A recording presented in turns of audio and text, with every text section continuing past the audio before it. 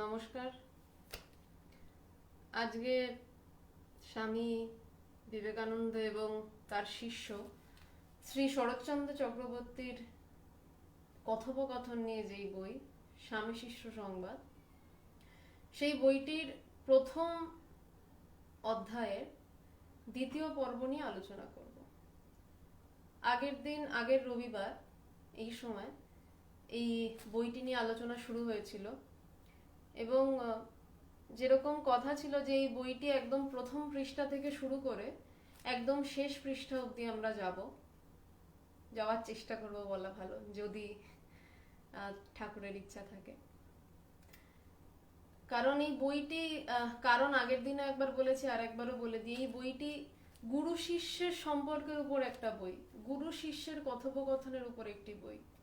এবং স্বামী বিবেকানন্দ, যিনি অমিত তেজস্বী এক ব্রহ্মজ্ঞ সাধু, শুধু সাধু নয়, ব্রহ্মজ্ঞ সাধু এবং ব্রহ্ম বিজ্ঞানী সাধু, এবং যার মধ্যে শক্তিরও প্রবেশ ঘটেছিল। শক্তির প্রবেশ ঘটেছিল অর্থে ব্রহ্ম জ্ঞানী ব্রহ্ম বিজ্ঞানী তো অনেকেই হন, তাও বলছি কথাটা। কিন্তু তার মধ্যেও মানে বলছে ঘুরি লক্ষ্যে কাটে দু একজনা, আনন্দে তুই দেমা হাত চাপড়ি।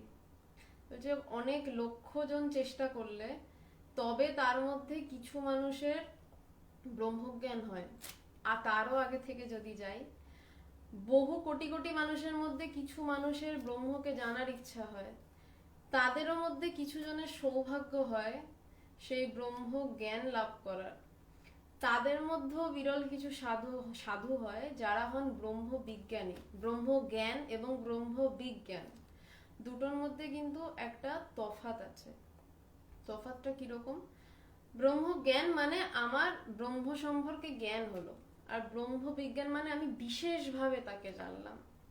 বিশেষভাবে তাকে জানাটা কেমন? যেমন ধরুন আমি সিমলা বেড়াতে গেলাম এবং কলকাতায় চলে এলাম। সেইটা এসে এবার আমি কলকাতায় বসে সিমলার গল্প করছি। সিমলাটা এরকম ছিল, এখানে এই রাস্তা ছিল, এখানে পাহাড়টা এরকম ছিল। এটা হচ্ছে ব্রহ্মজ্ঞান। আর ব্রহ্ম বিজ্ঞান হচ্ছে আমি সিমলায় বসে মোবাইল ফোনে কলকাতার কাউকে বোঝাচ্ছি যে এই যে আমি এখন এই রাস্তাটা দিয়ে যাচ্ছি, আমি এই এই ম্যালের সামনে দাঁড়িয়ে আছি। মানে সেই জায়গায় দাঁড়িয়ে যখন সেই জায়গার কথা বলা হয়, সেই জায়গা অর্থে সেই ব্রহ্মের উপর দাঁড়িয়ে মানে সবই কথার কথা হয়ে যায়। সেই ব্রহ্ম জ্ঞানে স্থিত হয়ে যখন আমি ব্রহ্মের কথা বলছি, যেখানে যাতায়াত নেই, এমনিও গতাগতি নেই, কিন্তু মনে তো হয় যেন একটু বোধহয় নামছে, যেন একটু সেই জায়গায় যাচ্ছে। কিন্তু যিনি সেই জায়গায় তাবু টাবু নিয়ে ওখানেই বসে থাকেন, তাবু খাটিয়ে বসে থাকেন, তার আর ওখান থেকে নামা নেই। তিনি পৌঁছেছেন এবং সেখান থেকে বসে যিনি সরাসরি ব্রহ্মের কথা বলছেন, তখন তাকে বলা হচ্ছে ব্রহ্ম বিজ্ঞানী। তো সেই অনেক ব্রহ্মজ্ঞানীর মধ্যে কদাচিৎ কয়েকজন ব্রহ্ম বিজ্ঞানী হন। এইটা অবধি তো গেল যে আমার কিছু সাধনা বা পুরুষকার কিছু ব্যাপার। তারপরেও একটা জায়গা থাকে, যেই জায়গাটাকে বলছে মায়ের রাজ্য, শক্তির রাজ্য। সেই শক্তির রাজ্যে খুব খুব কম কিছু সাধক মায়ের কৃপায় মা নিয়ে যান, পৌঁছাতে পারা যায় না। শক্তির রাজ্যে নিজে থেকে সাধনা করে চেষ্টা করে কিছুতেই সম্ভব নয়। যদি মায়ের কৃপা হয়, যদি মহামায়া পথ ছাড়েন, তবে সে শক্তির রাজ্যে প্রবেশ করে। স্বামীজি সেই শক্তির রাজ্যে প্রবেশ করিয়েছেন যাকে মা, ঠাকুরের কল্যাণ হস্ত যার মাথার উপরে, সেই স্বামীজি, এবং তার কাছে এক শিষ্য যাচ্ছেন শ্রী শরৎচন্দ্র চক্রবর্তী। তাদের দুজনের যা কথা হচ্ছে তা নিয়ে যে বই, সেই বই তো অপূর্ব হবে। এবং এই বইটির নাম স্বামী শিষ্য সংবাদ। এই বইটি পড়ে বহু ছেলে মেয়ে সন্ন্যাসী হয়ে ঘর ছেড়ে বেরিয়ে গেছে। এই বইটিতে এমন সমস্ত দুর্ধর্ষ কথা রয়েছে। তো আগের দিন আমরা যেই প্রথম অধ্যায়টা শুরু করেছিলাম সেটা ছিল স্বামীজির সাথে শিষ্যের প্রথম সাক্ষাৎকার, এবং সেখানে একটা অদ্ভুত বৈপরীত্য আমরা স্বামীজির মধ্যে দেখেছিলাম। বৈপরীত্যটা কিরকম না, শিষ্য যে ব্রহ্ম জ্ঞানের বিষয়ে আগ্রহী, যার মধ্যে ব্রহ্ম জিজ্ঞাসা জেগেছে, অথাৎ ব্রহ্ম জিজ্ঞাসা, সেই প্রাচীনকাল থেকে এখনো একই কথা, শিষ্য গুরুর কাছে গিয়ে ব্রহ্ম জ্ঞানের জন্য জানতে চাইছে। সেই শিষ্যকে স্বামীজি বলছেন যে সংসার পারের উপায় সম্পর্কে শিষ্যকে ব্যাখ্যা করছেন এবং প্রথমে শিষ্যকে আশ্বস্ত করছেন যে ভয় নেই, গুরু তিনি, সদ্গুরু তিনি। একদম প্রথম দিন, একদম প্রথম সাক্ষাৎ স্বামীজির সাথে শিষ্যের, শ্রী শরৎচন্দ্র চক্রবর্তীর, স্বামীজি তাকে বলছেন যে গুরু সংসারের পারে নিয়ে যেতে পারেন। ঠিক তার পর মুহূর্তে ইন্ডিয়ান মিরর পত্রিকার এক সম্পাদক নরেন্দ্রনাথ বলে, তারও নাম নরেন্দ্রনাথ ছিল, তিনি এসছেন। স্বামীজি তাকেও বেদান্ত বলছেন, স্বামীজি শিষ্যকেও বেদান্ত বলেছেন কি না গুরু তত্ত্ব বলেছেন, যে যে সংসারের পারে নিয়ে যেতে পারে। কিন্তু এবার একজন জাগতিক লোক এসছে, স্বামীজির থেকে এটাই আমাদের শিক্ষা নেয়ার, যে যখন যেমন তখন তেমন। স্বামীজি তাকেও বেদান্ত বলছেন না। কিভাবে বেদান্ত বলেছিলেন? যে আমরা পাশ্চাত্য দেশকে, মানে ততদিনে, মানে এই বইটি যখন লেখা হচ্ছে তখন স্বামীজি অলরেডি বিশ্ব বিজয় করে ফিরে এসেছেন। স্বামীজি সেই জাগতিক মানুষটিকে বেদান্ত বোঝালেন যে আমরা পাশ্চাত্য দেশকে একত্বের কথা বলবো, এই বেদান্ত মানে অদ্বৈতবাদ, মানে সবাইকে নিয়ে একসাথে পথ চলার কথা আমরা বলছি, যার ফলে তারা আমাদেরকে শ্রদ্ধা করতে বাধ্য হবে এবং তারা আমাদেরকে মানবে এবং পারস্পরিক একটা দেওয়া নেওয়া হবে। তার ফলে ভারতীয়রাও পাশ্চাত্য দেশের কাছে সম্মান পাবে, তারা পাশ্চাত্যবাসীকে ধর্ম দেবে এবং পাশ্চাত্যবাসীদের কাছ থেকে ভারত বিজ্ঞান শিখবে। কিন্তু পারস্পরিক দেওয়া নেওয়া থাকলে সেখানে একটা সম্মান থাকবে। স্বামীজি কিন্তু সেই সম্পাদককে আধ্যাত্মিকভাবে বললেন না বা বলেননি যে এই সংসার পারে যাওয়ার জন্য বেদান্ত। তিনি বলছেন না, আমরা পারস্পরিক সম্পর্ক স্থাপনের চেষ্টা করছি, যে যেই ভাষা বোঝে। তো এরপর নরেন্দ্রনাথ দত্ত চলে গেছেন। এইটুকু অব্দি আগের দিন পাঠ করেছিলাম এবং কিছু আমার সাধ্য মতন ব্যাখ্যা করার চেষ্টা করেছিলাম। আজকের পর থেকে আসছে। নরেন্দ্রবাবু চলিয়া গেলে পর গোরক্ষিণী সভার জনৈক উদ্যোগী প্রচারক স্বামীজির সঙ্গে দেখা করিতে উপস্থিত হইলেন। নরেন্দ্রবাবু চলে যাওয়ার পরে মানে তখনকার ভারতবর্ষ, আজকের যেই টপিকটা, মানে আজকের যেইটুকু পোর্শন পড়বো, সেখানে মূলত তৎকালীন ভারতবর্ষের কিছু ব্যাখ্যার ব্যাপারেই রয়েছে। তো সেই তখনকার দিনের ভারতবর্ষের একজন গোরক্ষিণী সভা, মানে যারা গরুদের দেখাশোনা করে, তাদের নিয়ে একটি সভা রয়েছে এবং সেখানকার একজন প্রচারক এসছেন স্বামীজির সাথে দেখা করতে। পুরানা হইলেও ইহার বেশভূষা অনেকটা সন্ন্যাসীর মতো, মাথায় গেরুয়া রঙের পাগড়ি বাঁধা, দেখিলেই বোঝা যায় ইনি হিন্দুস্তানি। গোরক্ষা প্রচারকের আগমন বার্তা পাইয়া স্বামীজি বাহিরের ঘরে আসিলেন। প্রচারক স্বামীজিকে অভিবাদন করিয়া গোমাতার একখানি ছবি তাহাকে উপহার দিলেন। স্বামীজিকে খবর দেওয়া হয়েছে যে এরকম একজন এসছেন, যিনি একটা সভা, যিনি গরুদের দেখাশোনা করেন, এবং স্বামীজি তাকে ডাকলেন। তিনি স্বামীজির হাতে একটা গোমাতা মানে গরুর ছবি দিলেন উপহার হিসাবে। এবার স্বামীজির সাথে সেই প্রচারকের কথোপকথন হচ্ছে। স্বামীজি, আপনাদের সবার উদ্দেশ্য কি?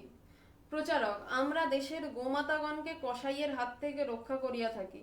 স্থানে স্থানে পিঞ্জরাপল স্থাপন করা হইয়াছে, সেখানে রুগ্ন, অকর্মণ্য এবং কসাইয়ের হাত হইতে কৃত গোমাতাগণ প্রতিপালিত হয়। স্বামীজি, এ অতি উত্তম কথা, আপনাদের আয়ের পন্থা কি? প্রচারক, দয়া পরবশ হইয়া আপনাদের ন্যায় মহাপুরুষ যাহা কিছু দেন তাহা দ্বারাই সবারই কার্য নির্বাহ হয়। স্বামীজি কি প্র্যাকটিক্যাল দেখুন। প্রথমে জিজ্ঞাসা করলেন কাজ কি, এবার হচ্ছে কাজ করতে তো টাকা লাগবে। স্বামীজি জিজ্ঞাসা করলেন যে আপনাদের আয়ের পন্থা কি। স্বামীজি এর পরে যখন এগোচ্ছি তখনই বোঝা যাবে যে স্বামীজি কেনই প্রশ্নটা করেছিলেন। স্বামীজি কতটা দূর মানুষকে বুঝতে পারতেন জাগতিক বিষয়। একজন আধ্যাত্মিক সন্ন্যাসী মানে যে সে শুধু সমস্ত কিছু ছেড়ে তার জগৎ ভুলে থাকবে, মানে একটা খুব সুন্দর কথা মাথায় এলো। মেনলি আধ্যাত্মিক পুরুষরা তো বলেন, এবং স্বামীজিও বারবার বলেছেন, আদিগুরু শঙ্করাচার্য বলেছেন, তার আগে মহামুনি বেদব্যাস বলেছেন, এ জগৎ মিথ্যা, ব্রহ্ম সত্য, জগৎ মিথ্যা, জীব ব্রহ্মৈব না পারা। মানে এই সমস্ত পুরুষেরা জগৎটাকে বলছেন মায়া, আর সাধারণ মানুষেরা বলছেন না জগৎ সত্য, আমাদের তো ভালো করে সংসার করতে হবে, সংসারই সত্য। কিন্তু একজন এই যে স্বামীজি, তিনি জগৎকে মায়া বলছেন, কিন্তু জগতের নিয়ম কানুন কিন্তু ভুলছেন না, জগতের মানুষের ধান্দা কিন্তু ভুলছেন না। একজন মানুষ তাকে ঠকাতে পারে কিনা সেই বিষয়ে কিন্তু তিনি অতীব সচেতন। এরপরে কারণ তিনি প্রথমেই জিজ্ঞাসা করলেন, তিনি বুঝতে পেরেছেন মানুষটি তার কাছে কিছু টাকা চাইতে এসছে। তিনি প্রথমেই বলছেন যে আপনাদের এর জন্য টাকা নির্বাহ হয় কোথা থেকে। তিনি কিন্তু বোকা নন, তিনি সরল আধ্যাত্মিক পুরুষ, সরল হন কিন্তু বোকা নন। কিন্তু সংসারী মানুষদের অনেকে অনেক ঠকিয়ে টাকা পয়সা নিয়ে নেয়, খুব একটা আমরা শুনিনি যে মহাপুরুষদেরকে কেউ ঠকাতে পারেন। তো আমরা আরেকটু এগোই। প্রচারকগণ, দয়া পরবশ হইয়া আপনাদের ন্যায় মহাপুরুষ যাহা কিছু দেন তাহা দ্বারাই সবারই কার্য নির্বাহ হয়। স্বামীজি, আপনাদের গচ্ছিত কত টাকা আছে? স্বামীজি ফান্ডের বিষয়ে জিজ্ঞাসা করছেন। একজন দক্ষ সংগঠক স্বামীজি, তার এই কথায় পরিচয় পাওয়া যায় যে একটি কাজ করতে গেলে ফান্ড প্রয়োজন। স্বামীজি ফান্ডের খবর নিলেন। প্রচারক, মারোয়ারি বণিক সম্প্রদায় এ কার্যের বিশেষ পৃষ্ঠপোষক, তাহারা এই সৎকার্যে বহু অর্থ দিয়েছেন। স্বামীজি, মধ্য ভারতে এবার ভয়ানক দুর্ভিক্ষ হয়েছে। ভারত গভর্নমেন্ট 9 লক্ষ লোকের অনশনের মৃত্যুর তালিকা প্রকাশ করেছেন। আপনাদের সবাই দুর্ভিক্ষকালে কোনো সাহায্য দানের আয়োজন করেছে কি? এবার স্বামীজি আস্তে আস্তে প্র্যাকটিক্যাল বিষয়ে আসছেন। প্রথমে ওনাদের থেকে শুনলেন, এবার বিষয়ে আসছেন স্বামীজি। স্বামীজি বলছেন যে মধ্যপ্রদেশে, মধ্য ভারতে এবার ভীষণ দুর্ভিক্ষ হয়েছে। সরকারি হিসেব 9 লক্ষ মানুষ খালি অনশনে মারা গেছে। আমরা এখন হয়তো সেই দুর্ভিক্ষ দেখিনি, জানি না, মানে এখন আমরা করোনা দেখছি, করোনায় প্রচুর মৃত্যু মিছিল দেখছি, এরপর পিছনে দুর্ভিক্ষ আসছে কিনা আমরা জানি না।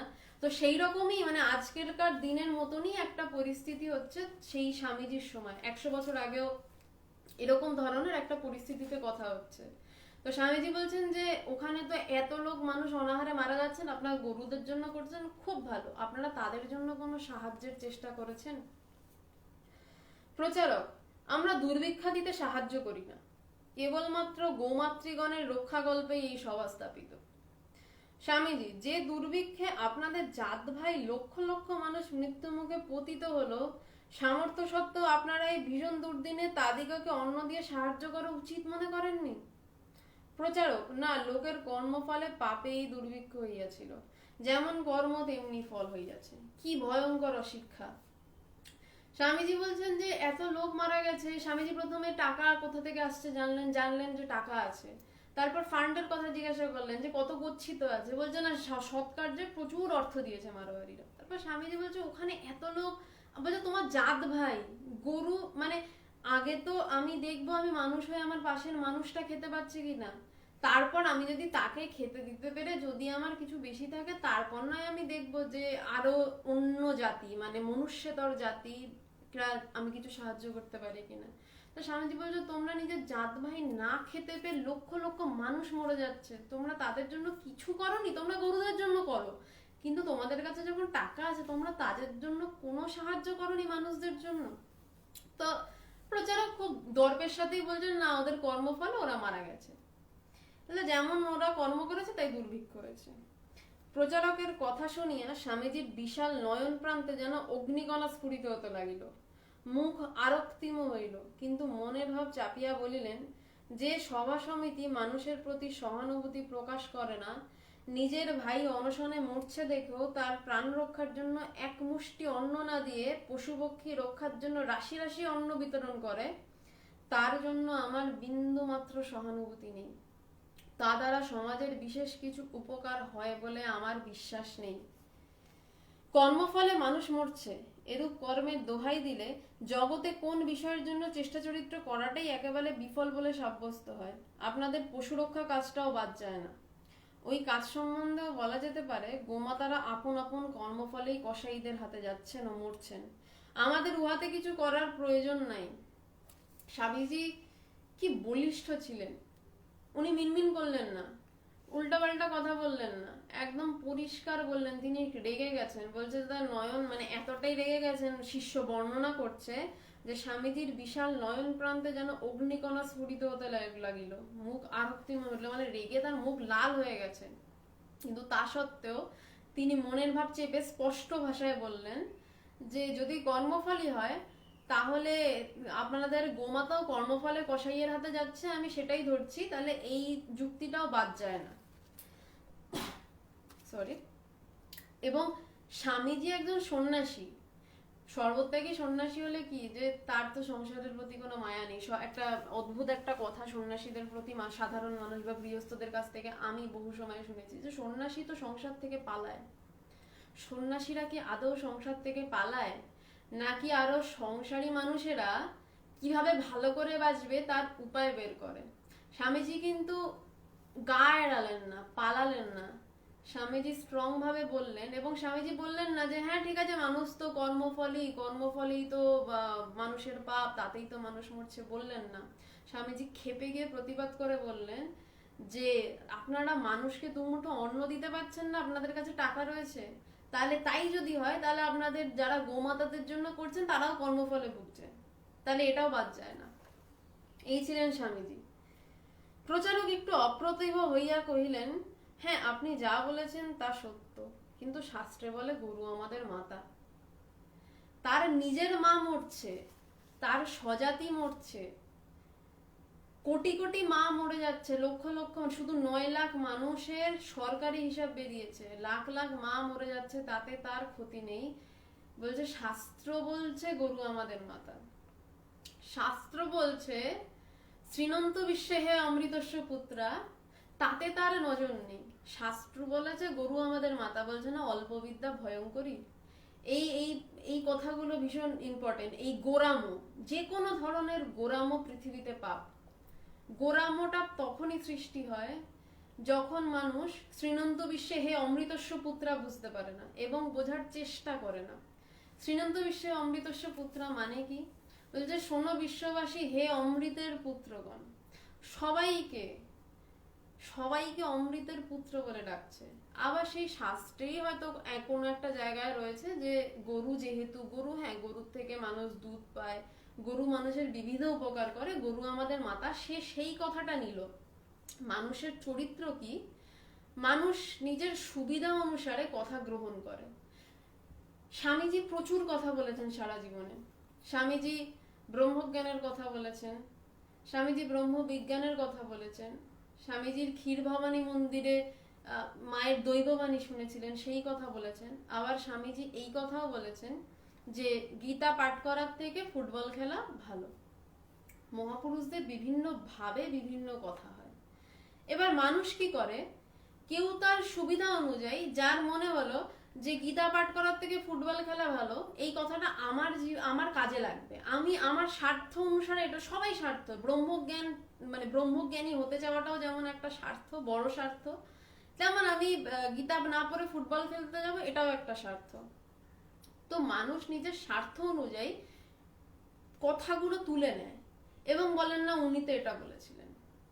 তো তেমনি শাস্ত্রে বলছে শ্রীনন্ত বিশ্বে হে অমৃতস্য পুত্রা, বলছে অথাত ব্রহ্ম জিজ্ঞাস, বলছে অয়মাত্মা ব্রহ্মা বা প্রজ্ঞানং ব্রহ্ম।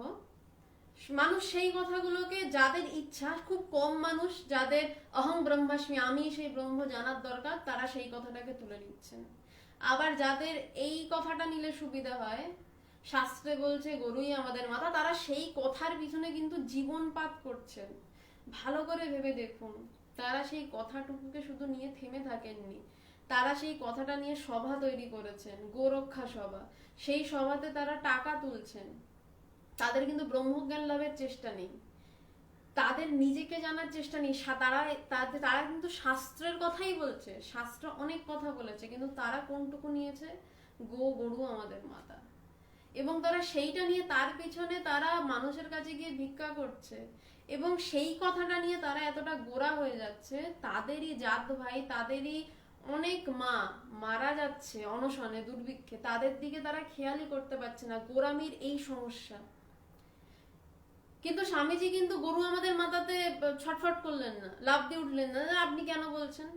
তো স্বামীজি কিন্তু বলছেন যে হ্যাঁ তোমরা দাও, কিন্তু মানুষদের জন্য কিছু দাও। এইটা হচ্ছে যারা শাস্ত্র বুঝেছে এবং যারা শাস্ত্র মুখস্থ করেছে, দুজনের পার্থক্য। শাস্ত্র একটা অনুভব করা, আর একটা হচ্ছে মুখস্থ করা। যারা মুখস্থ করেছে তারা গোরামো করবে না, শাস্ত্রে এই কথা বলা আছে। আর যে বুঝেছে সে বলবে হ্যাঁ ঠিক আছে, সবেদি বলবে হ্যাঁ ঠিক আছে, সবটাই ঠিক আছে। এবার স্বামীজির রসবোধ খুব কঠিন, মানে খুব রাগের মুহূর্ত, স্বামীজির রসবোধ কেমন দেখুন। প্রচারক একটু অপ্রতিভ হইয়া কহিলেন, আপনি যা বলছেন তাহা সত্য, কিন্তু শাস্ত্রে বলে গরু আমাদের মাতা। এবার স্বামীজি হাসিতে হাসিতে বলিলেন, হ্যাঁ, গরু যে আমাদের মা তা আমি বিলক্ষণ বুঝেছি, তা না হলে এমন কৃতি সন্তান আর কে প্রসব করবেন। হিন্দুস্তানি প্রচারক ওই বিষয়ে আর কিছু না বলিয়া বোধহয় স্বামীজির বিষম বিদ্রুপ তিনি বুঝিতেই পারিলেন না, স্বামীজিকে বলিলেন যে এই সমিতির উদ্দেশ্যে তিনি তাহার কাছে কিছু ভিক্ষা প্রার্থী। মানে কিরকম ভয়ঙ্কর মোটা মাথা হলে এটা করতে পারে। তিনি ওরা বলছেন যে গরু আমাদের মা, স্বামীজি প্রায় ঠুকেই বললেন যে হ্যাঁ, গরু আপনাদের মা না হলে এমন কৃতি সন্তানকে প্রসব করবেন। কেন বলছেন যে এরকম কৃতি সন্তান, যে নিজের মাকে মরতে দেখছে, তার ভ্রুক্ষেপ নেই, সে বলছে না গরু আমাদের মাতা, তার জন্য টাকা দাও। সে এতটাই মোটা মাথা, স্বামীজির কথা সত্যতা সেই নিজেই প্রমাণ করলো, এই কথাটুকু বোঝার ক্ষমতাও তার নেই। সে তারপর আবার স্বামীজিকে বলছেন যে একটু টাকা পয়সা দিলে ভালো হয়। স্বামীজি, আমি তো সন্ন্যাসী ফকির লোক, আমি কোথায় অর্থ পাবো যাতে আপনাদের সাহায্য করব? তবে আমার হাতে যদি কখনো অর্থ হয়, অগ্রে মানুষের সেবায় ব্যয় করব। মানুষকে আগে বাঁচাতে হবে, অন্নদান, বিদ্যাদান, ধর্মদান করতে হবে। এসব করে যদি অর্থ বাকি থাকে তবে আপনাদের সমিতিতে কিছু দেওয়া যাবে। স্বামীজি, এই হচ্ছেন স্বামীজি। স্বামীজি শুধু এইটুকু বলে থেমে যেতে পারতেন, আমি সন্ন্যাসী ফকির লোক, কোথায় টাকা পাবো। থামলেন না, তিনি তাদেরকে বললেন, তারা কবে বুঝবে, এই জন্মে বুঝবেন না, তার পরের জন্মে বুঝবে, সেটা তাদের ব্যাপার, কিন্তু স্বামীজি বললেন যে আমি অর্থ কোথায় পাবো, কিন্তু যদি কোনোদিন অর্থ পাই, আগে মানুষকে বাঁচাবো, আগে আমি আমার ভাইকে বাঁচাবো। বলছেন কি, আগে অন্নদান, প্রথমে মানুষের পেটে কিছু পড়তে হবে। ঠাকুর বলছেন খালি পেটে ধর্ম হয় না, স্বামীজিও বলেছেন খালি পেটে ধর্ম হয় না। খালি পেটে ধর্ম হয় না কেন জানেন তো? আপনি ব্রহ্মচিন্তা করবেন, তো আপনি ধ্যান করবেন, আপনার যদি পেটে খিদের আগুন জ্বলে না, বেশিক্ষণ আপনি শরীরকে অস্বীকার করতে পারবেন না। হ্যাঁ, শরীর নয়, আমি শরীর নই, আমি মন নই, আমি বুদ্ধি নই, কিন্তু যখন ওই শরীরটা নিয়ে বসেই আপনাকে, যতক্ষণ না আপনি শরীর নই, মন নই, বুদ্ধি নই, চিত্ত নই, অহংকার নই, এই করতে করতে সেই জায়গায় না পৌঁছাচ্ছেন, ততক্ষণ তো আপনার এই গোটা শরীর, মন, বুদ্ধি, চিত্ত, অহংকার সব নিয়ে বসে বসেই সেই জায়গায় যাওয়ার চেষ্টা একটা করেন। তখন যদি পেটে খিদের আগুন জ্বলে না, তখন আর ব্রহ্মচিন্তা মাথায় থাকবে না, তখন মনে হবে একটু ভাতের ফ্যান পেলেও খাই। তো খিদে এমন একটা জিনিস, কারণ শরীরের কাজ করে। বেশি বেশি অতি তত্ত্ব কথায় গিয়ে লাভ নেই, যতক্ষণ না ব্রহ্ম জ্ঞানে পৌঁছাচ্ছি তার আগে অব্দি শরীর আমার শরীরের কাজই করবে। হ্যাঁ, সেই জায়গায় পৌঁছে গেলাম, আমি জ্ঞানে, মানে জ্ঞান লাভ হলো, আমি সমাধিতে ডুবে থাকলাম, তখন শরীরের খাবার চিন্তাও থাকবে না, খাবার বৃত্তি উঠবে না, হয়তো কেউ এলো খাইয়ে দিল খেলাম, না খাইয়ে দিল না খেলাম। তার আগের কথা বলছি। তো প্রথম বলছেন যে না, অন্নদান করতে হবে। এবার সমাজের জন্য কি প্রয়োজন? মানুষ খাবে, এবার খাওয়ার পরে মানুষের বিদ্যাটা তো প্রয়োজন, নইলে তো সে বোঝার ক্যাপাসিটি হবে না। সে বেদান্ত কি বুঝবে, সে ভক্তি কি বুঝবে, তার তো মিনিমাম বিদ্যাটুকু, সেইটুকু তো প্রয়োজন। বলছে প্রথমে অন্নদান করব, তারপর বিদ্যা দান করব। মানুষের পেটে কিছু পড়লো, তার শরীর শান্ত হলো, এরপর সে বিদ্যা, তার মাথায়, তার মধ্যে, তার বিদ্যাদান মানে তার মধ্যে ভালো মন্দ, ন্যায় অন্যায়, এই বোধগুলো জাগ্রত হলো। স্বামীজি বলছেন এরপরে তাকে ধর্মদান করব, তারপর সে ধর্ম বুঝবে। ধর্ম অত সহজ বিষয়ই নয়, ধর্ম এত সোজা ব্যাপারই নয়। ধর্ম চাইলাম ধর্ম বুঝে ফেললাম, হয় না। ধর্ম বুঝতে গেলেও ঈশ্বরের অনেক অনেক স্বীকৃতি লাগে, অনেক অনেক আশীর্বাদ লাগে, নিজের অনেক জন্মের স্বীকৃতি লাগে। সামান্য ঈশ্বরীয় কথা বলতে গেলেই, বা ঈশ্বরীয় কথা বলা তো ছেড়ে দিন, মানে কেউ শুনছে, তার মানে তার উপর ঈশ্বরের আশীর্বাদ রয়েছে, নাহলে ঈশ্বরীয় কথাটুকুও শোনা যায় না। তো সেই ধর্মদান চট করে হয় না, যাকে তাকে ধর্ম দান হয়ে যায় না। বলছে আগে অন্নদান করব, তারপর বিদ্যা দান করব, তারপরে ধর্মদান করব, তারপর যদি আমার কিছু অর্থ বাঁচে তাহলে আপনাদের কথা আমি ভাববো। স্বামীজির এই কথাটা এখন রামকৃষ্ণ মিশনের কথা ভেবে দেখুন, বেলুর মঠ, কাশীপুর উদ্যানবাটির কথা ভেবে দেখুন, সেখানে ধর্ম অন্নদান হচ্ছে, বিশাল যোগ, মানে ওখানে এক বিশাল রাজকীয় যজ্ঞ হয়, গরিব মানুষরা খায় প্রচুর, মানে মধ্যবিত্ত মানুষ, বড়লোক, গরিব যারা হয়, দুপুরবেলা যেই ভোগ হয় প্রচুর মানুষ খাচ্ছেন, বিভিন্ন ত্রাণ কার্যে সাহায্য চলছে।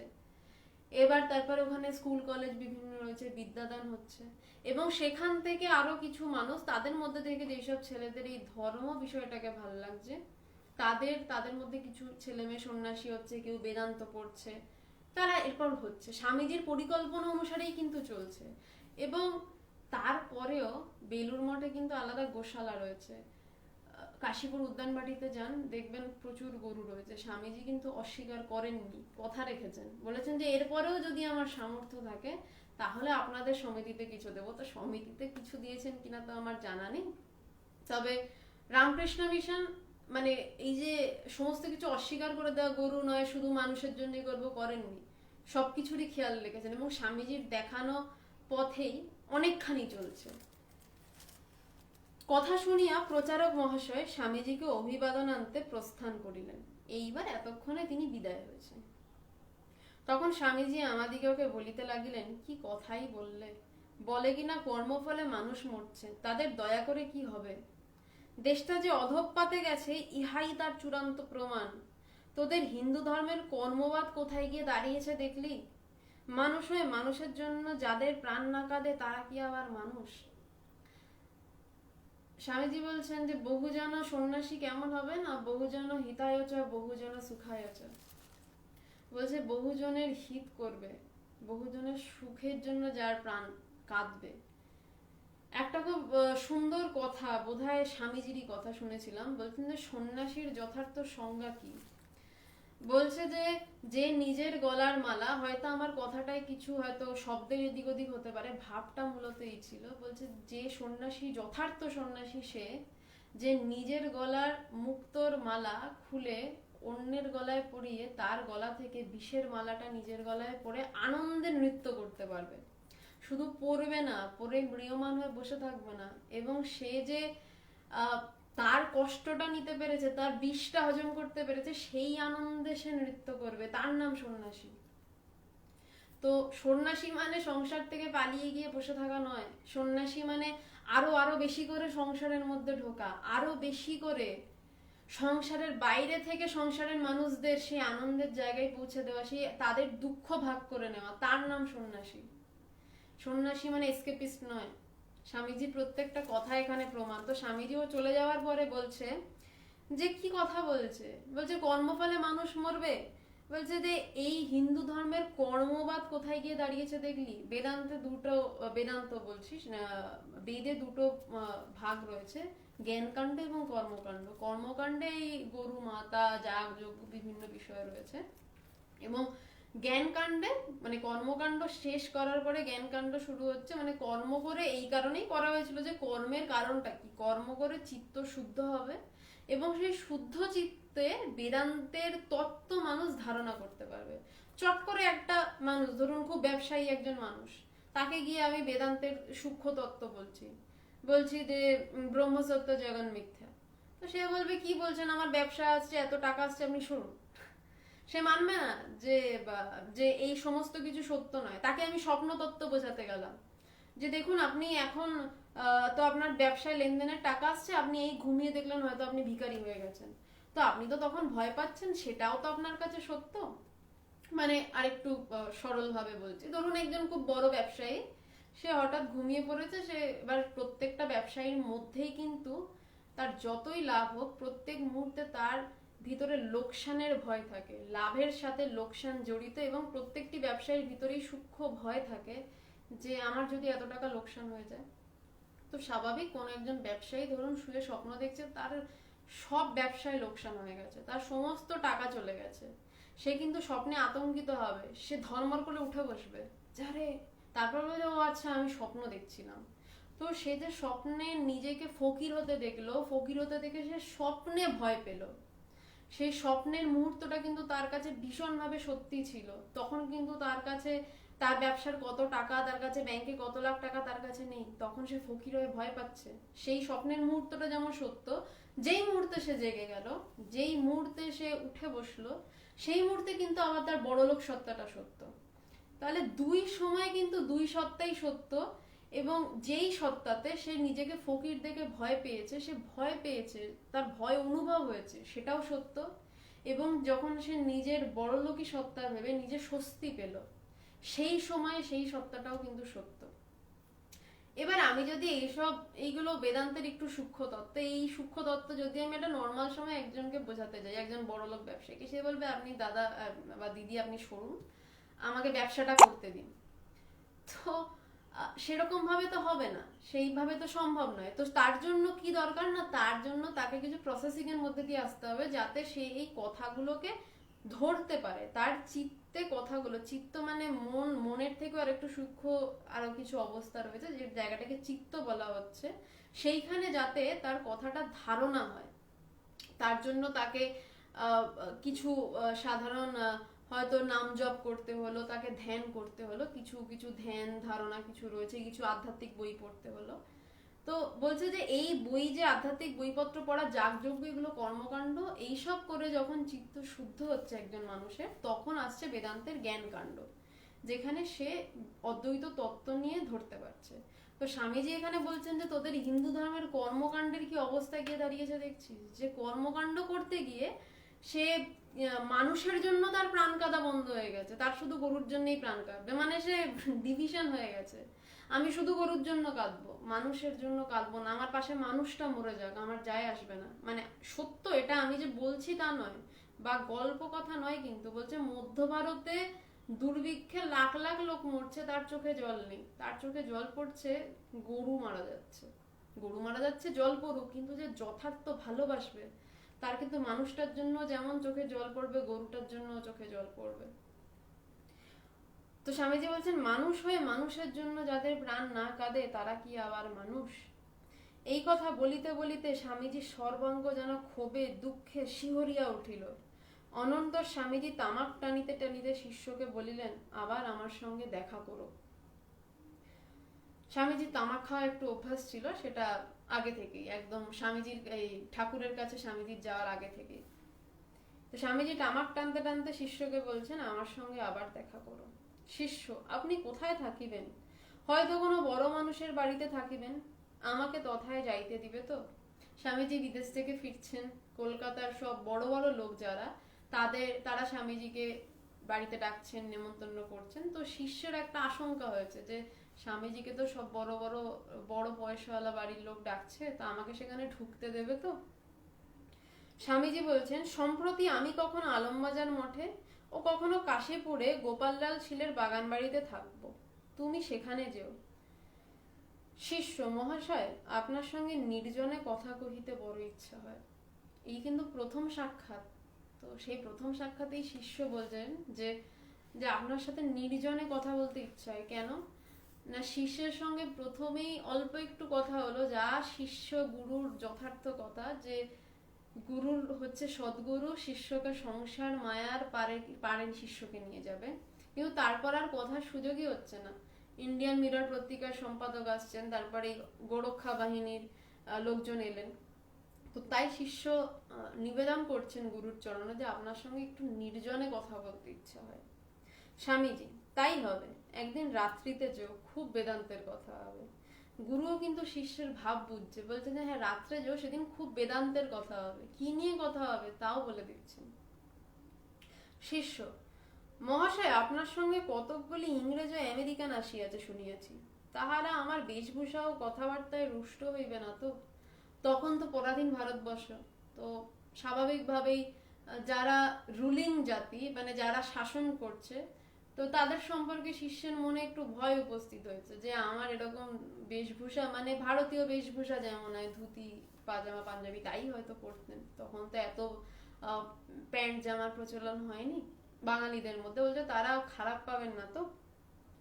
স্বামীজি, তারাও সব মানুষ, বিশেষত বেদান্ত ধর্মনিষ্ঠ, তোমার সঙ্গে আলাপ করে তারা খুশি হবে। স্বামীজির এই শাসক জাতি, ভারতবর্ষে বসে একটি পরাধীন ছেলে, কম বয়সী ছেলে, স্বামীজি 39 বছর বয়সে মারা গেছেন, ও মানে ছেলেই, মানে একজন যুবকই, তারও বেশ কিছু বছর আগে এই বই লেখা, 6 বছর বা 7 বছর আগে। তো একজন যুবক পরাধীন ভারতবর্ষে বসে সেই যারা শাসন করছে সেই জাতির উপর কি কনফিডেন্স, বলছেন যে তাদের ভালো লাগবে, তোমার সাথে আলাপ করে তাদের ভালো লাগবে। এটাই আধ্যাত্মিকতা, এটাই যথার্থ গুরু, যে সে কিন্তু তাদের কাছে নত হয় না। স্বামীজি জানেন যে তারা আমার কাছে নত, তারা আমার পায়ের নিচে বসছে। তার কারণ স্বামীজি সেই ব্রহ্মকে জেনেছেন। স্বামীজির তাই তাদের তেল দেওয়ার দরকার পড়ে না, তেল দেওয়ার সম্পর্কই নেই তাদের স্বামীজির। স্বামীজি তাদেরকে যেটা বলার সেটা বলেন, দরকার হলে ধমকান। শিষ্য মহাশয়, বেদান্তে যেসব অধিকারীর লক্ষণ আছে তাহা আপনার পাশ্চাত্য শিষ্যদের ভিতরে কিরূপে আসিল? শাস্ত্রে বলে অধীত বেদ বেদান্ত কৃত প্রায়শ্চিত্ত নিত্য নৈমিত্তিক কর্মানুষ্ঠানকারী আহারে বিহারে পরম সংযত বিশেষত সাধন সম্পন্ন না হইলে বেদান্তের অধিকারী হয় না। আপনার পাশ্চাত্য শিষ্যরা একে অব্রাহ্মণ, তাহাতে অসনে বসনে অনাচারী, তাহারা বেদান্তবাদ বুঝিল কি করিয়া? শিষ্য একদম প্রথমে এই চ্যাপ্টারের শুরুতেই শিষ্য নিজের পরিচয় দিয়েছেন যে শিষ্য বেদান্ত বিচারে ভীষণ আচারী। এবার আস্তে আস্তে এটা এক প্রকার সংস্কার, সবই সংস্কার। বেদান্তে ভীষণ বা ধর্মে ভীষণ আচারীও এক প্রকার সংস্কার, ভীষণ অনাচারীও এক প্রকার সংস্কার। ডিরোজিওরা গরুর মাংস খাচ্ছে হিন্দু ছেলেদের নিয়ে, মদ ছুঁড়ে ফেলছে, মাংস ছুঁড়ে রাস্তায় ফেলছে, এও এক সংস্কার। আবার না না গরু খেতে নেই, মাংস খেতে নেই, এও এক সংস্কার। সবই সংস্কার। এক শুভ সংস্কার আমাদের বুদ্ধি অনুযায়ী, ডিরোজিওর বুদ্ধি অনুযায়ী তার গরুর মাংস খাওয়া বা রাস্তায় ছুঁড়ে ফেলা এইগুলো শুভ সংস্কার। আমি কোন গরুর মাংস খাওয়া বা ছাগলের মাংস খাওয়া কোনটা হ্যাঁ ঠিক বা ভুল সে তর্কেই যাচ্ছি না, মানে কোনো কিছু উগ্রতা দেখানো সেটা ডিরোজিওর কাছে ছিল যে না এটা ভালো সংস্কার। আমি সবকিছুর উপর একটা রেভলিউশন দেখাচ্ছি, প্রচন্ড গোড়া হিন্দু সমাজের উপর আমি ধাক্কা মারছি, সেটা তার কাছে ঠিক ছিল। আবার গোড়া হিন্দুত্ববাদীদের কাছে সেটা খারাপ ছিল। সুতরাং ভালো খারাপ এই দুটোই কিন্তু আপেক্ষিক। তো সংস্কার সেটা শুভ হোক বা অশুভ হোক, আমার বিচারে হয়তো কোনোটা শুভ, অপরের বিচারে হয়তো সেটা অশুভ। তো সেই শুভ অশুভ সংস্কার দুটোকেই অ্যাকচুয়ালি ছুঁড়ে ফেলে দিতে হয়। কিন্তু এই শিষ্য তো প্রথম দিন স্বামীজির কাছে এসছেন। ঠাকুরের একটা খুব সুন্দর কথা ছিল, পরে স্বামীজিও এই কথাটা পাশ্চাত্যের শিষ্যদের কাছে বলেছেন, যে মন্দ কাটা দিয়ে ভালো কাটা দিয়ে মন্দ কাটাকে তুলতে হয় এবং তারপর দুই কাটাকেই ফেলে দিতে হয়, কারণ ভালো কাটাটাও কাটা, মন্দ কাটাটাও কাটা। তো শিষ্য যেমন এখানে প্রথম দিন তার বিভিন্ন সংস্কার আছে, সেই সংস্কার বশত স্বামীজিকে প্রশ্ন করছেন যে বেদান্ত চর্চা করতে গেলে কিছু অধিকারীর কথা শাস্ত্র বলছে এবং শিষ্য টায় শাস্ত্র মেনে চলে। এবং অধিকারী বিভিন্ন যেটা হচ্ছে অধীত বেদ বেদান্ত, মানে তার অনেক, তারপর কৃত প্রায়শ্চিত্ত, তার অনেক প্রায়শ্চিত্ত মানে অনেক কিছু নিয়ম নিষ্ঠা পালন করে আসতে হয়। বিশেষ করে সাধন চতুষ্টয় সম্পন্ন হইতে হইবে।